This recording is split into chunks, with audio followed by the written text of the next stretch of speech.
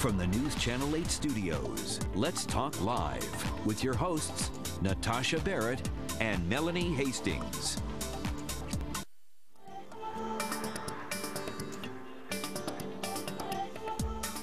People across the nation will be stepping up and out for lung cancer tonight. The National Shine a Light on Lung Cancer Vigil is this evening. Emily Eyres is the Director of Development for the Lung Cancer Alliance, and April Watts next to her has been affected by lung cancer, as well as Emily and both of their families.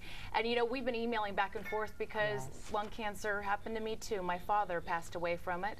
Your mother, your grandmother, your father-in-law, Emily, and your mother's a 20-year survivor. That's great to hear, because a lot of times lung cancer comes and it strikes and it's quick, and we've all been through it. It stinks. It really does. I want to start with you, April, to talk about your family, because it's so daunting. I just lost my father, but you lost your mother.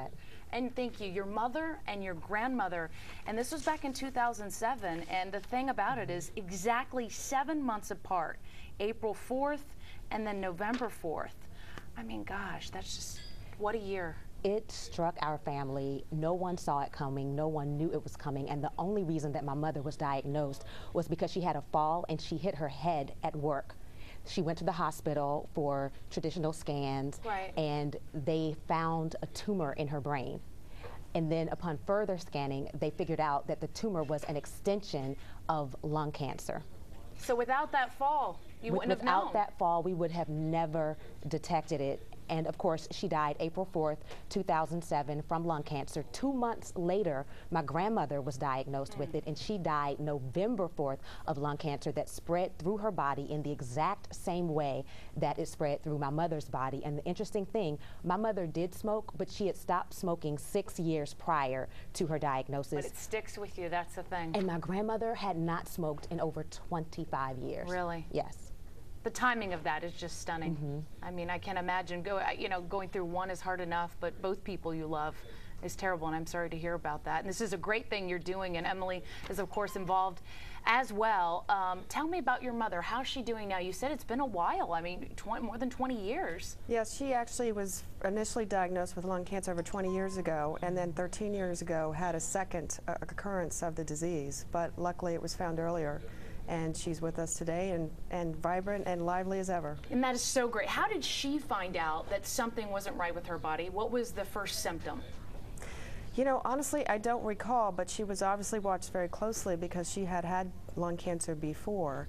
But if memory serves me correct, her tumor was on her trachea, so she had some breathing problems the second time around. But again, very luckily it was found early. But that's actually the problem with lung cancers. Too few are found early enough that it can be treated and cured. But very, very happy to announce that this year we now have scientific validation as well as the medical approval of low-dose CT scanning for those at high risk for lung cancer. That's great to hear. And if you are at high risk, and all that information is on our website, you should be talking with your doctor about the risks and benefits of screening. And if you are at high risk and you choose to exercise your options, go to a place with experience. And there are several hospitals in this area that offer lung cancer screening. When you say high risk, does that mean it runs in my family, or I also might be a smoker and I'm worried about what my chances are at lung cancer? Risk factors are typically you're over 50, you have a long history of smoking, or you have lung cancer in your immediate family regardless of any smoking history, or if you've been exposed to known carcinogens such as battlefield fuels, Agent Orange, asbestos, and the like, or a lot of secondhand smoke. And one more time, Emily, say the name of the test again in case people didn't catch it and they're interested in it. It's low-dose CT screening for lung cancer for those at high risk. And again, you should be talking to your doctor about those risk factors. And if you need to get a scan because you are at high risk, you must go to a place with experience, and all of those facilities are listed on our website. Holy Cross Hospital in Silver Spring is one. MedStar, which is Georgetown, as well as the Washington Hospital Center, are all offering screening right now. It is so great to hear, because I think you guys probably realize this too, and anybody else that's been through it in their families, you talk to more and more people, and lung cancer is one of those things that you're normally not screened for, and you don't know until it's spread most likely to the brain, which is a lot of cases like what happened in your family, and it's way too late. And the crazy thing about it, Natasha, and the reason that we're doing the Shine a Light on Lung Cancer Vigil is because lung cancer is the #1 cancer killer in the United States.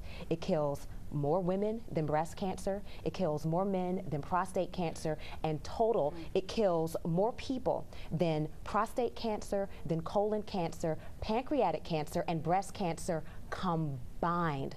Yet it receives the least amount of funding for research, and that does not make sense. Well, hopefully, you know, it doesn't, and hopefully putting attention to this will help it. So let's talk about tonight, this vigil that's going on, not just here in D.C., but all over our country. Let's talk about the local one. Okay, the local Shine a Light on Lung Cancer Vigil is taking place 7:30 p.m. at Lafayette Square Park, which is directly across the street from the White House. If you want to catch the Metro, all you have to do is get off at Farragut West, and we will be there in the park with our glow sticks, and we're going to have speakers. And the whole purpose of it is to raise awareness about lung cancer, but also to provide compassion, support, and to show hope for those that have been touched by lung cancer. So nobody needs to sign up for this, Emily. It's just if you want to be there, if you want some comfort, if you want to help out in this, you're welcome. Absolutely. This whole program is brought by Lung Cancer Alliance, which is the only national organization that provides support and advocacy for those living with at risk for the disease. And as you mentioned, DC Vigil is one of our signature vigils, but they're happening in 75 communities nationwide. Okay, so log on, and if you want to tell somebody about it, there's all the information for tonight. The Vigil, National Shine a Light on Lung Cancer Vigil, is right across from the White House, Lafayette Square Park, tonight at 7:30. Emily and April, thanks so much for coming in and sharing your stories. Thank you. I appreciate it, and the great work you're doing. Thank you. Thank you, Natasha.